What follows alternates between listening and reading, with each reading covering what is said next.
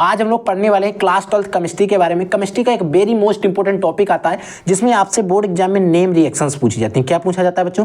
Name reactions. तो हम उन नेम रिएक्शंस को डिस्कस करेंगे जो आपके बोर्ड एग्जाम के लिए सबसे ज़्यादा इंपॉर्टेंट है और आपके बोर्ड एग्जाम में आ सकती हैं। तो ऐसे ही 8 सबसे ज़्यादा महत्वपूर्ण नेम रिएक्शंस आज हम लोग डिस्कस करने वाले हैं। सभी रिएक्शंस वेरी इंपॉर्टेंट है। आपको इनमें से कुछ रिएक्शन ऐसी होंगी जो आपको तैयार होंगी, कुछ नहीं होंगी तो उनको आप तैयार कर लीजिए, क्योंकि आपको पता है बोर्ड एग्जाम में नेम रिएक्शन से रिलेटेड टॉपिक आते रहते हैं, क्वेश्चन भी आते रहते हैं। ठीक है, तो सबसे पहले हम जिस रिएक्शन को डिस्कस करेंगे वो हमारी रहेगी कैनिजारो क्रिया।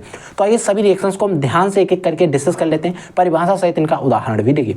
होता क्या है, जब बेंजल्डिहाइड की क्रिया कास्टिक क्षारों के सांद्र विलयनों के साथ, जो हमारा बेंजल्डिहाइड होता है, इस बेंजल्डिहाइड की क्रिया कास्टिक क्षारों, जो कास्टिक क्षार होते हैं, इन कास्टिक क्षारों के सांद्र विलयनों के साथ कराने पर, जब इनके साथ कराते हैं तो बेंजिल अल्कोहल तथा सोडियम बेंजोएट बनता है। ये अभिक्रिया हमारी कैनिजारो क्रिया कहलाती है। यानी कि होता क्या है, जो हमारा बेंजल्डिहाइड होता है इसकी अभिक्रिया क्या कराते हैं, कास्टिक क्षार के साथ हम कराते हैं। कास्टिक क्षार का जो विलयन लेते हैं वो सांद्र लेते हैं। जब इसके साथ हम अभिक्रिया कराते हैं तो सोडियम बेंजिल अल्कोहल और सोडियम बेंजोएट हमारा बनता है। ये अभिक्रिया हमारी कैनिजारो क्रिया कहलाती है। जैसे बच्चों ये हमारा C6H5CHO है, ये हमारा बेंजल्डिहाइड है। बेंजल्डिहाइड को एक तरीके से हम रिंग के अंदर भी बनाते थे, आपको पता होगा, कई सारी रिएक्शंस में मैंने आपको बना के दिखाया है।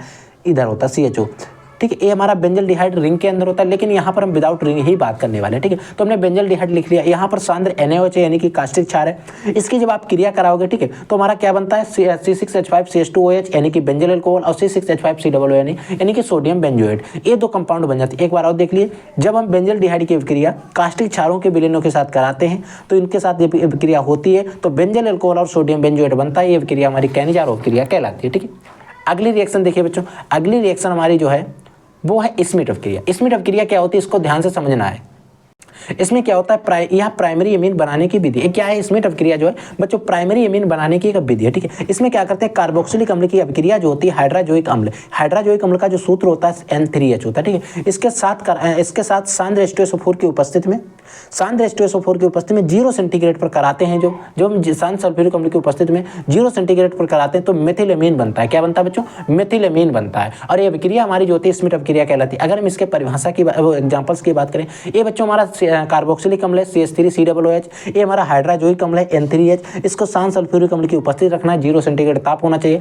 तो इसकी जब अभिक्रिया होती है तो मेथिलेमीन बनता है, CH3NH2 बनता है, CO2 और N2 हमारा निकल जाता है। देखिए, अगर आपको ये परिभाषा नहीं याद रहती है, अगर एग्जाम्पल याद है तो आप इस एग्जाम्पल से आप परिभाषा बना सकते हो। कैसे, जब कार्बोक्सिलिक अम्ल की अभिक्रिया हाइड्राजोइक अम्ल के साथ H2SO4 की उपस्थिति में होती है, 0 सेंटीग्रेड ताप नहीं याद रखता तभी आप इतना रखिए, H2SO4 की उपस्थिति में होती है तो मेथिलेमीन बनता है। अभिक्रिया हमारी जो स्मिटॉफ क्रिया कहलाती है। ऐसे भी आप इसकी परिभाषा लिख सकते हो। ठीक है, अगली रिएक्शन है बच्चों, अगली रिएक्शन है विलियम संश्लेषण अभिक्रिया। विलियम संश्लेषण अभिक्रिया भी हमारे बोर्ड एग्जाम में पूछी जाती है। होता क्या है, जब एथिल ब्रोमाइड को सोडियम एथॉक्साइड के साथ गर्म करते हैं, जो हमारा एथिल ब्रोमाइड होता है इसको सोडियम एथॉक्साइड के साथ गर्म करते हैं तो हमारा डाई एथिल ईथर बनता है। क्या बनता है, डाई एथिल ईथर बनता है। फिर समझिए, जब हमारा सोडियम ब्रोमाइड होता है, इस सोडियम एथिल ब्रोमाइड को बच्चों सोडियम एथॉक्साइड के साथ हम गर्म करते हैं तो हमारा डाई एथिल ईथर बनता है। देखिए, ये बच्चों हमारा सोडियम ब्रोमाइड है। ठीक है, एथिल ब्रोमाइड है। एथिल ब्रोमाइड का सूत्र होता है C2H5Br। ठीक है, एथिल ब्रोमाइड हो गया, Cl लगा तो एथिल क्लोराइड होता है,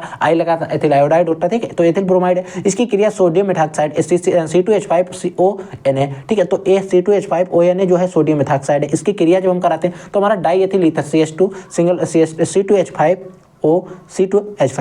ठीक है, C2H5। ठीक, ये हमारा बन जाता है डाई एथिल ईथर। ठीक है, अब इसमें क्या होता है, और हमारा क्या होता है, इसका Na था और इसका Br था, NaBr अलग निकल जाता है। ये अभिक्रिया जो होती है बच्चों हमारी विलियम संश्लेषण अभिक्रिया कहलाती है। ये इसका एग्जाम्पल है, इसकी परिभाषा है। अगर आप एग्जाम्पल से लिखना चाहे तो आप लिखिएगा, जब एथिल ब्रोमाइड की अभिक्रिया सोडियम एथॉक्साइड के साथ होती है, ठीक है, एथिल ब्रोमाइड की अभिक्रिया सोडियम एथॉक्साइड के साथ होती है तो डाई एथिल ईथर बनता है। ये अभिक्रिया हमारी विलियम संश्लेषण अभिक्रिया कहलाती है। ठीक, अगली रिएक्शन देखिए।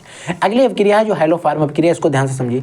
एल्कोहल हो गया, कामा एसेटल्डिहाइड हो गया, कामा एसीटोन। ठीक है, तथा जिसमें ON2 या फिर AL2 लगा हो, इतने क्रियात्मक समूह होने चाहिए। OL2 होना चाहिए या फिर AL2 लगा हो, तो वे सभी यौगिक हैलोफार्म अभिक्रिया देते हैं। उपयुक्त यौगिक में से किसी भी एक यौगिक को हैलोजन तथा NH के साथ गर्म करने पर हैलोफार्म बनता है। देखिए, अब बच्चों यहाँ पर इन्होंने अपने अकॉर्डिंग दी। अगर आप इसके पहले आप एग्जाम्पल्स के तरीके से याद रखना चाहते हैं, परिभाषा इसकी ये वाली याद नहीं रहती, तब भी कोई टेंशन नहीं लेना। ठीक है, यहाँ पर हमने लिया एथिल अल्कोहल, इसमें यहाँ पर लिया क्लोरीन, एक हैलोजन है, यहाँ पर हमने लिया NH, हमारा क्लोरोफार्म बन गया। ठीक है, ये हमारा मेन कंपाउंड में लिख देना होता, क्या बनता है, ज़्यादा कुछ हमें लिखने की कोई जरूरत नहीं, वहाँ पर हर एक कंपाउंड का नाम नहीं लिखेंगे तब भी चलेगा।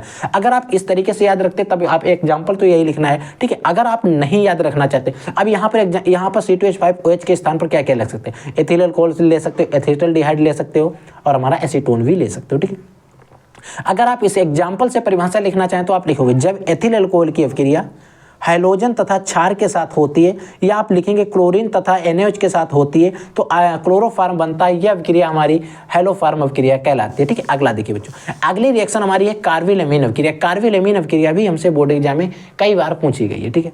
कार्बिल-एमीन अवक्रिया में क्या होता है, जब एथिलेमीन को क्लोरोफार्म और अल्कोहलीय पोटेशियम हाइड्रोक्साइड के साथ गर्म करते हैं तो एथिल आइसोसाइनाइड बनता है। अब यहाँ पर हमने एथिलेमीन लिया है, कभी कभी हम एनिलीन भी ले सकते हैं, C6H5NH2 भी ले सकते हैं, तो वहां पर एथिल आइसोसाइनाइड की जगह पर बनता है फेनिल आइसोसाइनाइड। कोई टेंशन नहीं, आपको यही रखना है, ठीक है। वहां पर क्या हो जाता है, C6H5 हो जाता है, यहाँ पर भी C6H5 रहेगा, NC तो यही रहेगा, NH2 भी यही रहेगा, इसका नाम फिर एनिलीन हो जाएगा, इसका फेनिल आइसोसाइनाइड हो जाएगा। कोई टेंशन नहीं, आप ये वाली याद रखिए और यही आप लिख के रहिए, नंबर आपको पूरे मिलेंगे, ठीक है। एथिलेमीन होता है, इसको क्लोरोफार्म और अल्कोहलीय पोटेशियम हाइड्रोक्साइड के साथ गर्म करते हैं तो हमारी एथिल आइसोसाइनाइड बनता है। देखिए ये हमारा एथिलेमीन हो गया, ये बच्चों हमारा क्लोरोफार्म है, इसके ये है अल्कोहलीय पोटेशियम हाइड्रोक्साइड, इसके साथ अब क्रिया करते हैं तो बनता C2H5NC यानी कि एथिल आइसोसाइनाइड, ठीक है। और KCl और जल निकल जाता है, हमारी अपक्रिया कंप्लीट हो जाती है, ठीक है। अगला देखिए, अगली रिएक्शन है बच्चों वोल्टेज अपक्रिया। वोल्टेज अपक्रिया में क्या होता है, इसको भी ध्यान से समझ लीजिएगा। जब एल्किल हैलाइड की सोडियम धातु से क्रिया शुष्क ईथर की उपस्थिति में कराने पर एल्केन बनती है, ठीक है। एल्किल हैलाइड क्या हो, हमने एल्किल हैलाइड R जिसमें होना चाहिए और X हो, एल्किल हैलाइड हो गया Na के साथ शुष्क ईथर की उपस्थिति में कराई तो R सिंगल बॉन्ड R और NaX बना, ठीक।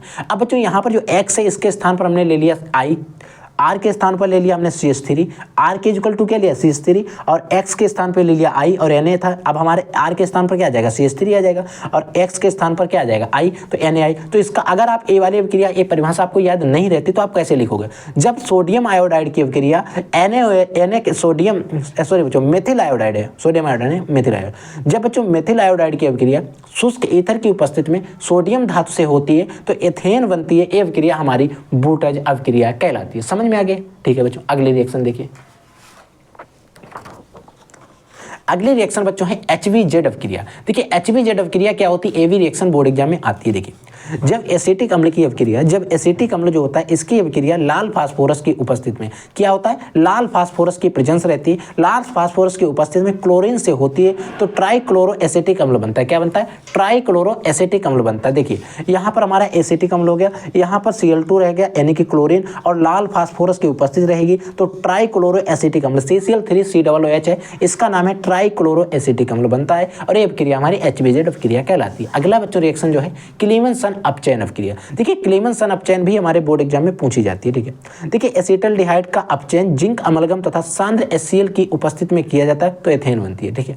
एसिटाल्डिहाइड होता है, इसका अपचयन जो होता है जिंक अमलगम और सांद्र HCl की उपस्थिति में किया जाता है तो हमारा एथेन बनती है, ठीक है। ये हमारा एसिटाल्डिहाइड है, इसके अपचयन किया गया जिंक अमलगम और सांद्र HCl और जिंक अमलगम हो गया, इसके साथ जब अवक्रिया होती है तो C2H6 यानी कि एथेन बन जाती है, ए और जल निकल जाता है। ये अवक्रिया हमारी क्लीमेंसन अपचयन कहलाती है। अब बच्चों इसमें हमने टॉप 8 रिएक्शन बताए, हमारे चैनल पे जाएगा आप टॉप 10 रिएक्शंस का एक लेक्चर पड़ा हुआ है, उस लेक्चर को भी अटेंड कर लेना क्योंकि उसमें जैसे फेडल क्राफ्ट हो गया, वोल्टेज फिटिंग हो गया, इटार्ड अवक्रिया हो गया, कुछ रिएक्शन जो हमने यहाँ पर मेंशन नहीं किए वो रिएक्शन मैं वहाँ पर पढ़ा चुका हूँ, तो वो रिएक्शन वो लेक्चर आप देख लेना क्योंकि आपको लगभग 10 रिएक्शन तैयार कर लेनी, 1 से 2-3 रिएक्शन ऐसी होंगी जो यहाँ पर मैंने आपको नहीं पढ़ाई, वो आप वहाँ से तैयार कर लीजिएगा और आपकी रिएक्शन की टेंशन खत्म हो जाएगी, आपको लगभग यहीं से सारी रिएक्शन फंस जाएंगी। और अन्यथा मैं उसका वीडियो का डिस्क्रिप्शन बॉक्स में लिंक डलवा दूंगा, वहाँ से भी आप चेकआउट करके देख सकते हो, ठीक है बच्चों। तो आप लोग पढ़ते रहिए, आगे बढ़ते रहिए। अगर आपके मन में कोई डाउट, कोई भी क्वेश्चन रहता है तो तुरंत वीडियो के कमेंट सेक्शन में कमेंट करके पूछिएगा, ठीक है बच्चों। तो I will take in next class, तब तक के लिए जय हिंद, वंदे मातरम।